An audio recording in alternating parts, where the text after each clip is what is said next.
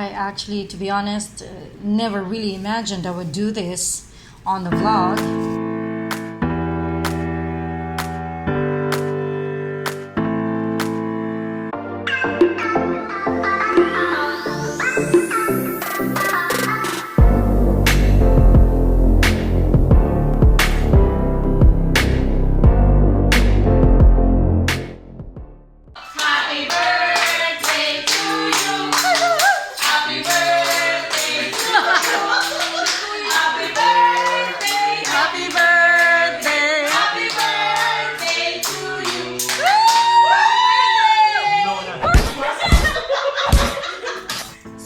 Using my Sumo very cheap stand mixer. Of course it's cheap, that's why it's really lightweight, and I feel like it's gonna break anytime you're mixing something. But anyway, it's very cheap, so I can order it again or order a new one, more expensive, a bit expensive than this one later, but I'm gonna try now. I'm gonna make my own pizza dough. I will be making for the second time my own pizza that does not need kneading. Okay, so let's start making the basic pizza dough using 6 ingredients by Martha Stewart. So now I'm able to use my measuring cups, but until now I still don't have my measuring spoons. So I'm gonna be adding 1.5 cups of warm water. I've already measured that before I've actually warmed it up through the kettle. Because I don't have the measuring cups yet, I'm just gonna add, like, the market is really out of measuring spoons, so I'm just gonna use these to add it to the warm water. So that's 1 packet of instant dry yeast.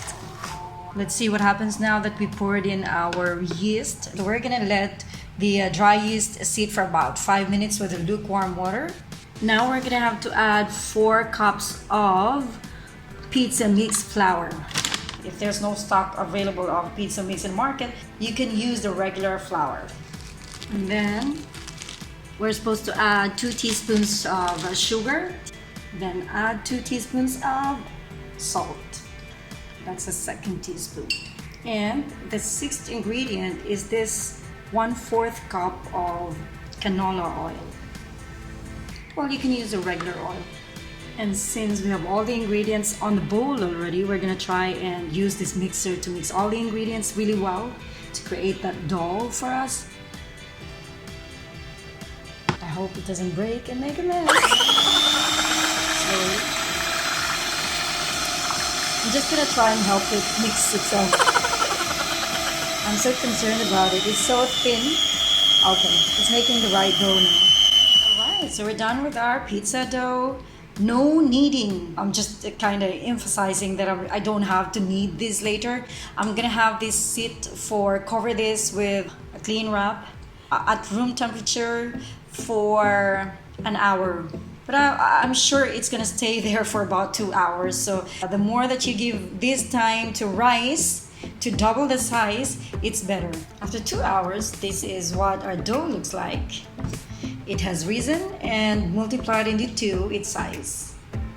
So it's a bit fluffy now. So the 4 cups of flour and all the other 5 ingredients mixed together will make 2 medium-sized pizza. So if you want to make solo pizzas for the family, this could be cut into 4. That means you're gonna have 4 solo pizzas. But because there's going to be a birthday party tonight, which is Levi's birthday, that we're going to be sharing meals with the other flatmates. So we're going to prepare 2 medium pizzas anyway. So right now I'm going to show you how I prepare the toppings for the pizza dough I made. And because, as I mentioned, it doesn't need kneading, I'm just going to cut it into 2 and then prepare it on a rounded pan for 2 whole medium pizzas. So I'm just gonna begin flattening this to the whole pan, spreading it to the whole pan to form a whole pizza.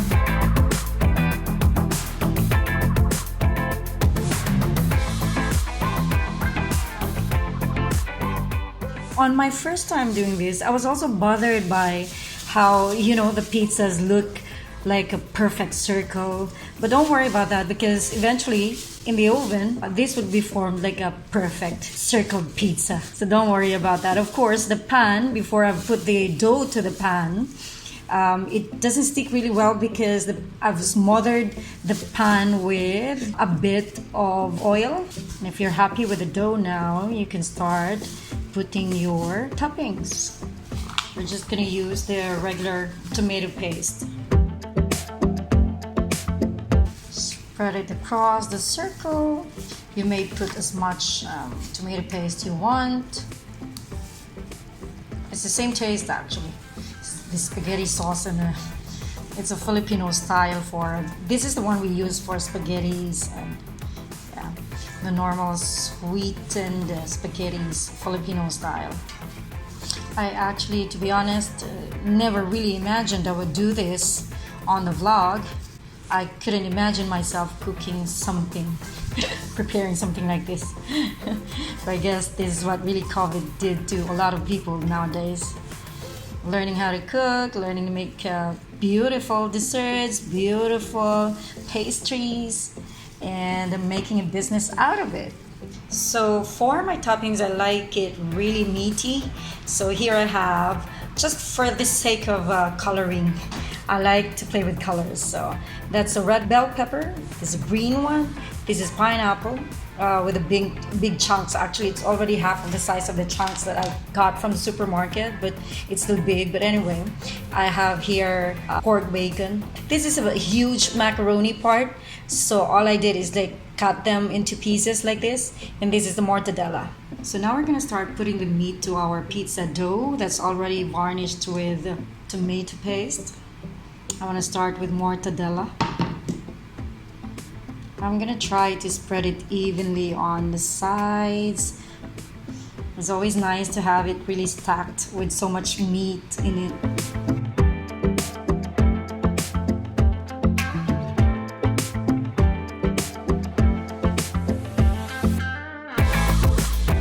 And normally, when you're making a pizza or when you're buying a pizza, you'd normally notice that on the sides, I think what Pizza Hut has done is a good job in trying to introduce those pizzas with hot dogs on the side of the dough, the stuffed crust pizza.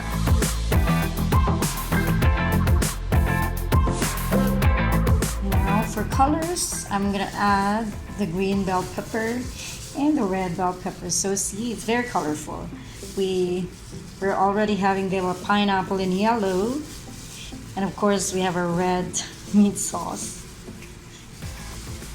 And now we're just putting so much more colors into it. If something is really colorful, it appears so enticing, I'm sure you'd agree with me on that.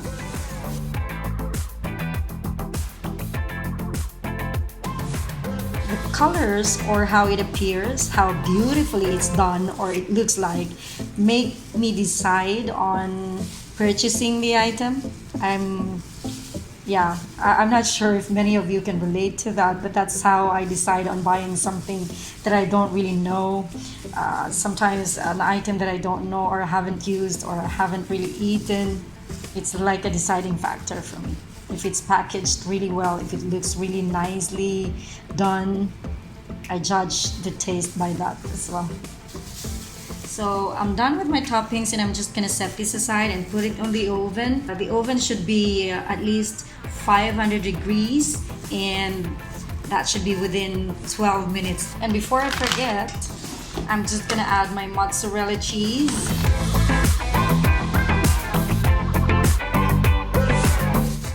And when it's done later, I'm gonna add the avocados. I'm gonna start slicing this.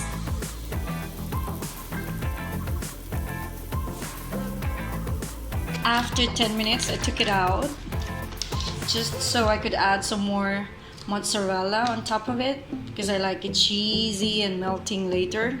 So the reason why you're not putting all mozzarella together on the same stack before you put it into the microwave is because so that the mozzarella would not get burnt. So in between, you take it off of the oven and then put some more mozzarella. So now I'm ready. It has more mozzarella on top of it. I'm gonna put it back to the oven for another 10 minutes. this is the finished product. My pizza, whatever, Hawaiian, meaty, something pizza. It's a mixture of Hawaiian and meat pizza. So I'm just gonna add on some more avocado on top of it.